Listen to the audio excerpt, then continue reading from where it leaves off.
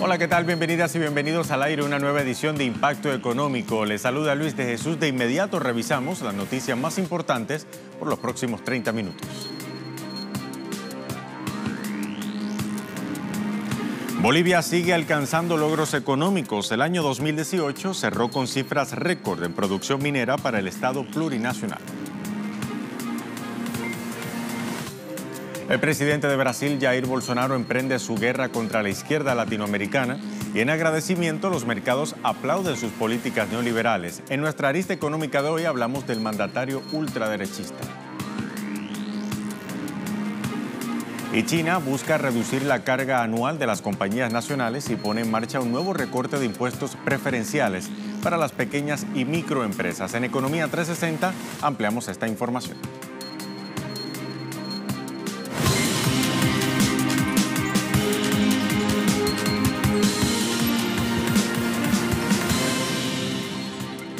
Así, con América Latina en perspectiva, damos inicio a esta edición de Impacto Económico. Las autoridades bolivianas destacaron que el país obtuvo cifras récord en producción minera el pasado año 2018. De acuerdo al Viceministerio de Política Minera, Bolivia logró producir más de 1.300.000 toneladas métricas finas de mineral por un valor equivalente a 4.181 millones de dólares. Las autoridades informaron que esa cifra fue un 26% superior al volumen de producción minera de 2017.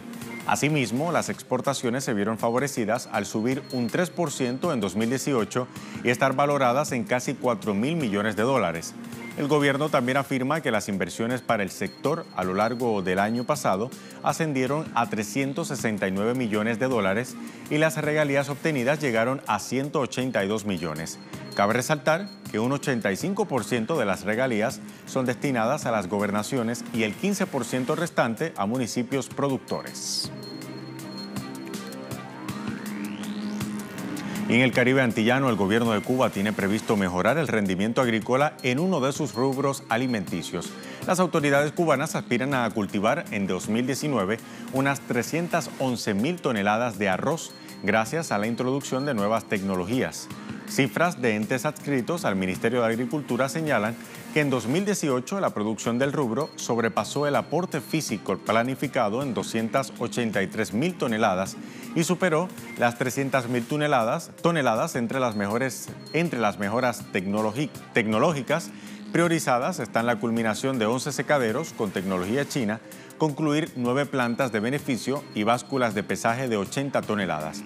Cuando se inició el Programa Integral para el Desarrollo del Arroz en Cuba en 2010, el promedio productivo era de 3,1 toneladas por hectárea a nivel nacional. Al cierre del año pasado, la cifra apuntó a 4,19 toneladas de arroz por hectárea. El programa tiene previsto garantizar el 85% del arroz demandado por el país, que se calcula en 700.000 toneladas al año.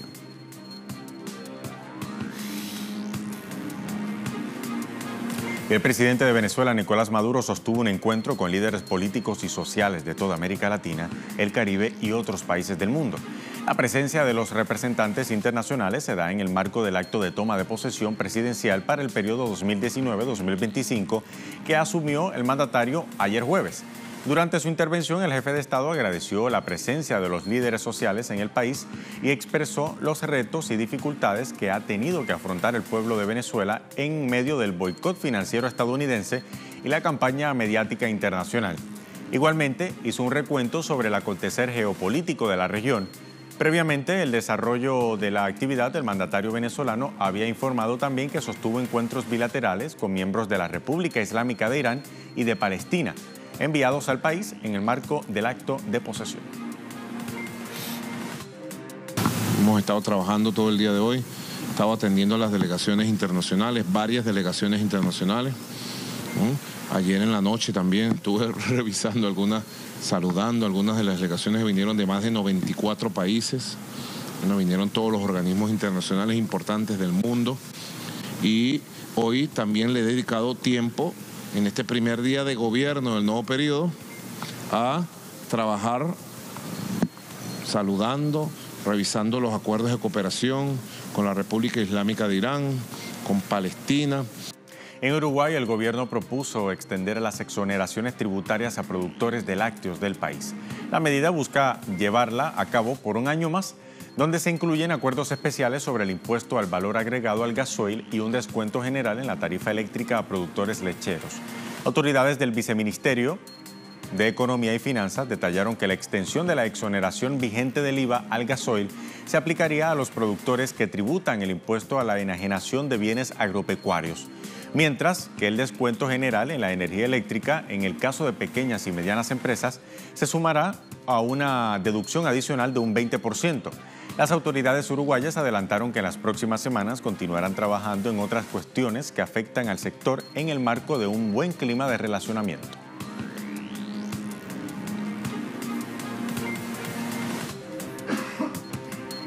Y en Argentina, la Confederación de la Mediana Empresa apuntó que en los últimos 3 años los bancos obtuvieron ganancias a favor o a fuerza, debo decir, de aumentar los costos financieros a las pymes. Ahora revisamos el portal del medio argentino, página 12, para utilizarlo como referencia en esta noticia. Ahí lo tienen en pantalla. En un comunicado, la entidad destacó que con la administración de Cambiemos, los bancos ganaron en conjunto 300.000 millones de pesos, cuando en el país se cerraron miles de pequeñas y medianas empresas. La política de altas tasas que utiliza el gobierno para contener la corrida cambiaria está teniendo como resultado la evidente paralización de la actividad económica. Alegan que el aumento del costo financiero impide invertir, pero también comprar a crédito, lo que es imprescindible en un contexto de caída del poder adquisitivo.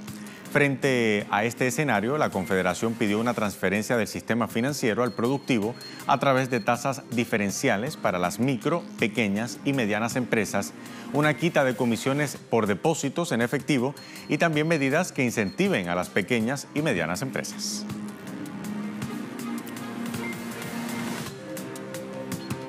Y en Brasil, un grupo de voceros de los pueblos indígenas entregó una nota de protesta para rechazar las decisiones del gobierno de Jair Bolsonaro en torno a la delimitación de tierras. El grupo de manifestantes indígenas se dirigió a la Fiscalía de Sao Paulo para realizar un acto simbólico y entregar una protesta jurídica que rechaza la transferencia de la demarcación de tierras indígenas al Ministerio de Agricultura, que ahora está controlado por hacendados. En el texto, presentado por la Comisión Guaraní Irupa y la Organización Nacional de Articulación de los Pueblos Indígenas de Brasil, se argumenta que la transferencia de atribuciones busca acatar las reivindicaciones de la clase ruralista y coloca los intereses privados por encima de los colectivos.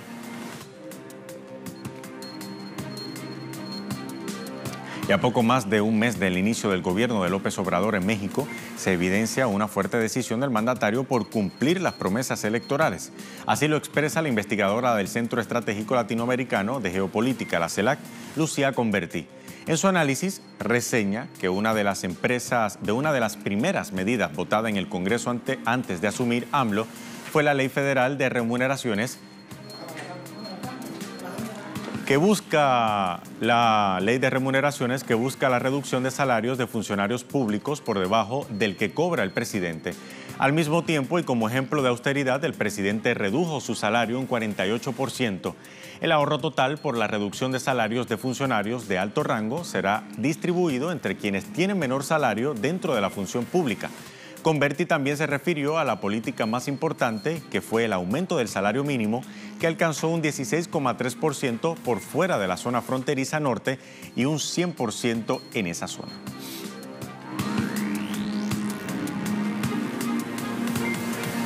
Momento de hacer una primera pausa aquí en Impacto Económico. Al regreso revisamos nuestro expediente económico, nos vamos a Brasil. Hablamos del mercado, hablamos también de las políticas neoliberales de Jair Bolsonaro. Ya venimos.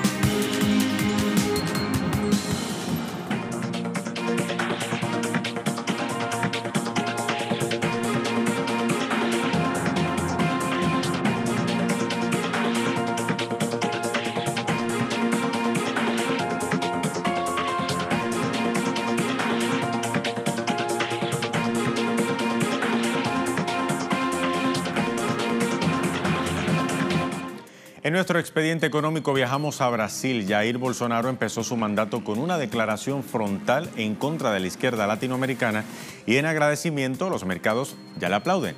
La Bolsa de Sao Paulo, por ejemplo, la más grande de Latinoamérica, cerró el pasado viernes en sus máximos históricos. ¿Cuáles son los motivos? Aquí le mostramos. Jair Bolsonaro dio inicio a su mandato presidencial tomando controvertidas medidas sociales en concordancia con su prometido giro ultraconservador que tanto agrada a las élites. Su primer discurso como presidente de Brasil fue tajante.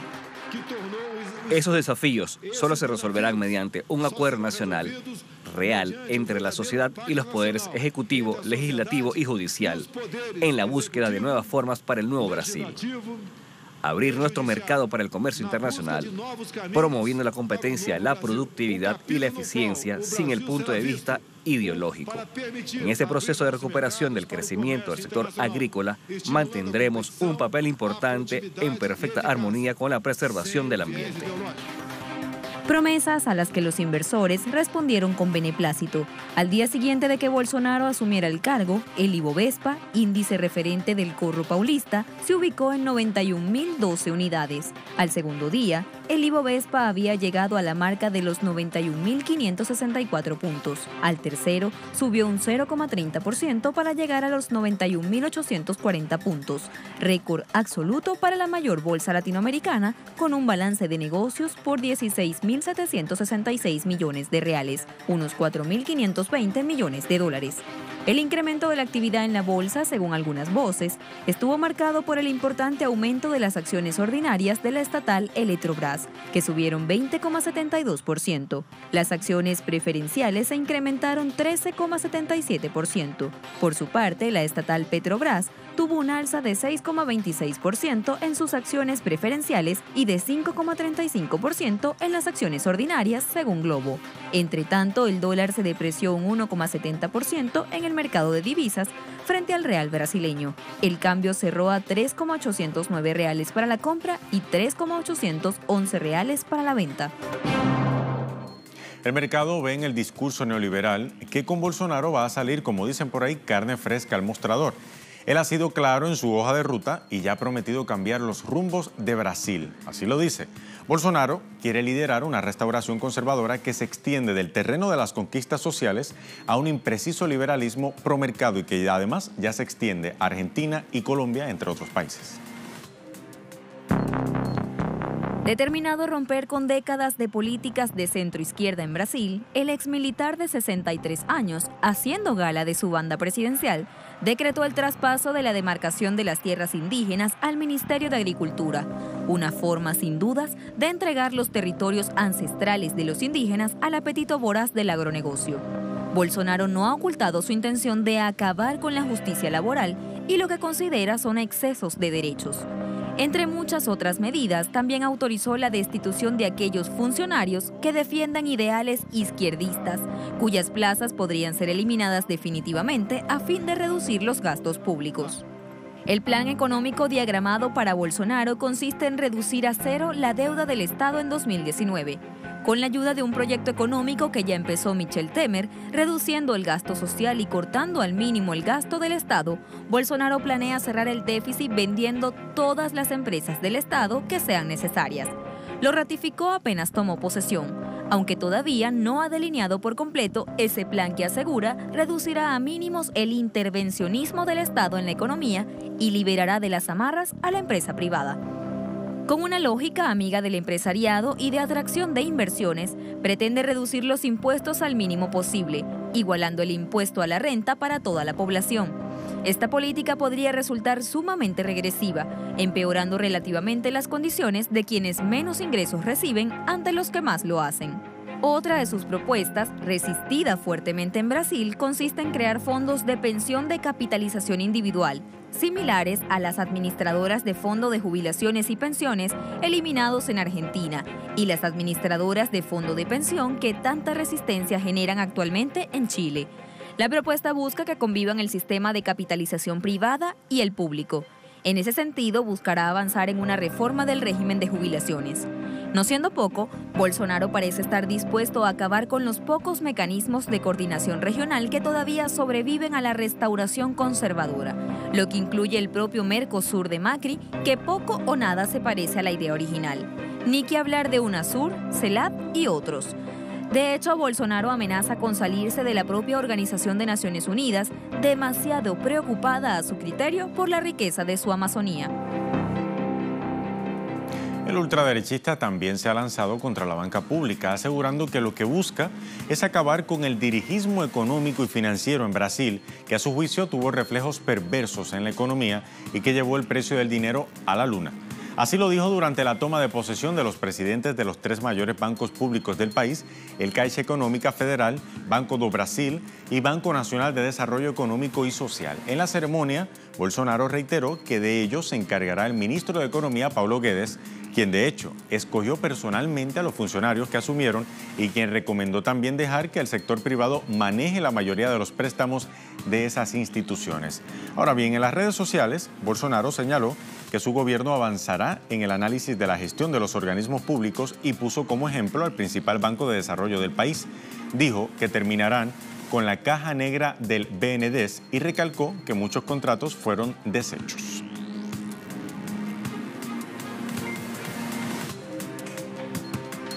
Para concluir, Bolsonaro prometió cambiar los rumbos de Brasil, pero a su manera. Todo indica que se mantendrá en la senda de un modelo económico que ya ha demostrado ser ineficiente, que no genera crecimiento económico.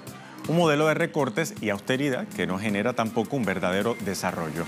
Y ya media Europa y Argentina lo confirman. Por ahora ya sabemos que los inversores aplauden este plan, pero queda por ver la discusión en el Congreso que se instala el mes próximo y donde Bolsonaro tendrá que enfrentar una gran prueba, pues su partido, el conservador Partido Social Liberal, tiene solo una 10ª parte de los escaños en la Cámara de Diputados de 513 miembros en total. Con esto hacemos entonces una segunda pausa aquí en Impacto Económico. Al regreso revisamos nuestra economía 360, hablamos de China, que sigue fortaleciendo su economía nacional. Esto y más, a la vuelta. Ya venimos.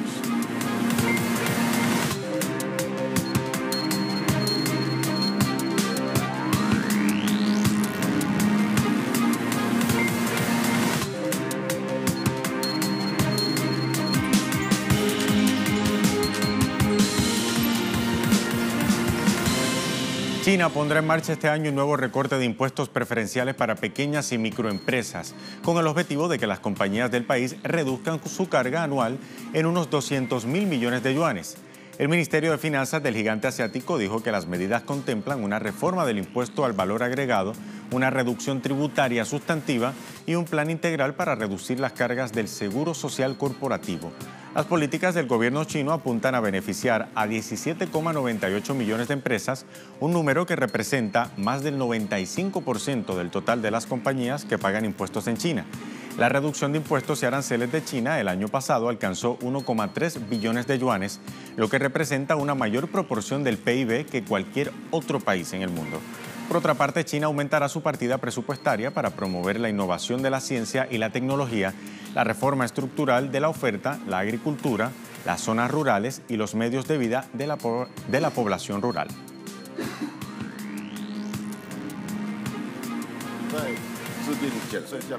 Al formular un plan de medidas de reducción de impuestos, primero consideraremos su inclusión. Las políticas de reducción de impuestos que benefician a las pequeñas y microempresas involucran a 17,98 millones de empresas, un número que representa más del 95% del número total de empresas que pagan impuestos en China, entre las cuales el 98% son empresas privadas, es decir, la mayoría de las empresas chinas pueden beneficiarse de las políticas. De impuestos en casa. Para mejorar el entorno empresarial del país, puertas afuera, el gigante asiático recoge los frutos de su estrecha relación comercial con Rusia. A mediados de diciembre de 2018, el comercio ruso-chino ya había superado los 100.000 millones de dólares. Así lo informó Gao Feng, portavoz del Ministerio de Comercio de China. El funcionario recalcó que Rusia lidera el incremento del intercambio comercial con China y actualmente está entre los 10 mayores socios comerciales del gigante asiático. Según las estadísticas de aduanas de China, el volumen del intercambio comercial con ese país entre enero y noviembre de 2018 aumentó un 27,8% en comparación con el mismo periodo de 2017 y alcanzó los 97.230 millones de dólares. Las exportaciones chinas a Rusia durante este periodo aumentaron un 12% y ascendieron a 43.450 millones de dólares, mientras que las importaciones procedentes de Rusia se dispararon un 44,3% al situarse en 53.780 millones de dólares. Y Vietnam pondrá en ejecución un conjunto de medidas encaminadas a mejorar el entorno empresarial del país con el objetivo de facilitar el desarrollo de las compañías privadas hacia 2030. Aquí los detalles. El Ministerio de Planificación e Inversión de Vietnam elaboró un conjunto de normativas que buscan mejorar el entorno empresarial y de negocios para facilitar el desarrollo de las compañías privadas hasta el 2030. El plan se centrará en simplificar trámites administrativos, favorecer los vínculos entre las entidades afines o complementarias y su participación en las redes de producción y cadenas de valor regionales y globales, así como promover la innovación. El objetivo de Vietnam es que hacia el 2030 estén establecidas en el país 1,5 millones de compañías privadas sostenibles y que éstas empleen del 6 al 8% del total de trabajadores de la nación Indochina y que los ingresos de estos aumenten entre el 15 y el 20%. Asimismo, en este año, Hanoi se plantea como meta que las empresas privadas vietnamitas puedan competir en igualdad de condiciones con las de los países miembros de la Asociación de Naciones del Sudeste Asiático, líderes en este terreno. Dichas metas no están lejos de ser cumplidas, ya que en 2018 en Vietnam se oficializó una cifra récord de 131.275 empresas. El Brexit podría no ocurrir si el acuerdo de divorcio de la primera ministra Theresa May es rechazado por el Parlamento británico el próximo 15 de enero. Así lo manifestó el secretario de Relaciones Exteriores, Jeremy Hunt. Así, aquí sus declaraciones. Bueno, creo que se está volviendo mucho más claro que el Parlamento se esforzará mucho para descartar ningún acuerdo.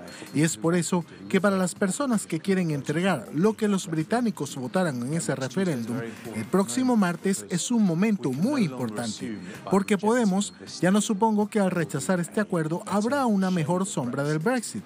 Y lo que es más probable si se rechaza este acuerdo es que corremos el riesgo de parálisis del Brexit. Y cuando eso ocurra, nadie sabrá qué podría ocurrir. Y el gran riesgo y lo que preocupa a la gente es que en realidad no entregamos lo que la gente votó.